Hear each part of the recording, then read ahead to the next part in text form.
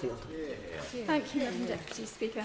I think most of us here in this House entered politics to help ease the suffering of others.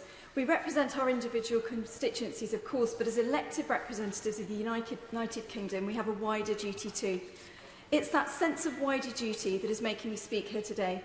I back this motion, being led by my great colleagues, calling upon the government to stop turning their backs on the real situation being faced by millions of dispossessed, injured, separated and suffering refugees across the world.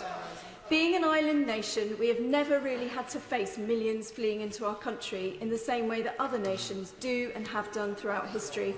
But whilst the land we stand on may well be surrounded by sea, we must remember those famous words that no man or woman is an island. For each person that endures suffering and persecution anywhere in the world, we have a duty to help. Being part of mankind is to be just that, kind. As my colleagues have pointed out, there are now more refugees and displaced people around the world than at any time since the Second World War. Untold millions have been killed, injured and displaced through recent wars, terrorism, extremism and through sometimes unjustified military intervention. In my constituency of Canterbury, one of the closest to Calais and the other refugee camps in France, there are some excellent groups such as CRAN, the Kent Refugee Action Network, working with people who arrive in our corner of England. We also have the Whitstable Calais Solidarity Campaign and the excellent Refugee Tales, whose volunteers make sure that we hear the lost or forgotten voices of refugees. The young men and women who I have met through these organisations often arrive here frightened, lonely and in need of kindness, welcome and care. I'm humbled by the wonderful people of Kent who, through organisations such as these, offer their time, resources and expertise to help settle people into a new place a long way from home. We as a nation are not overburdened by refugees. Refugees should never be seen as a burden. We must remember that over 8 in 10 refugees are being hosted by the world's poorest countries.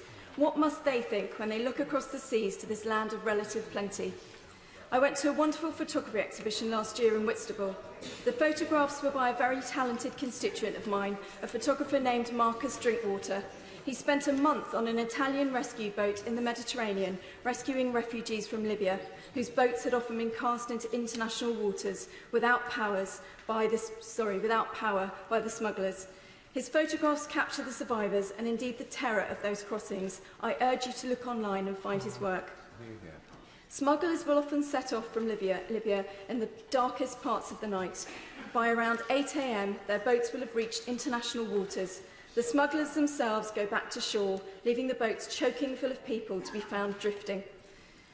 What I remember most from Marcus's exhibition isn't the facts, but what I remember is the determination and the terror in the eyes of his refugee subjects.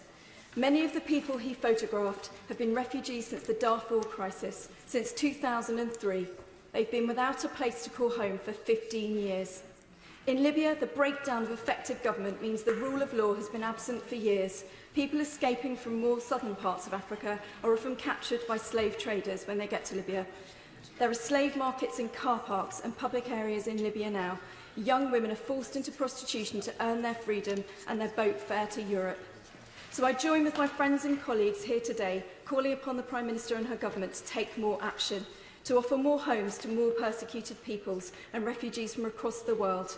I urge the government to lead international efforts through the United Nations and to allow Britain to set an example that other Western nations can follow. Thank you.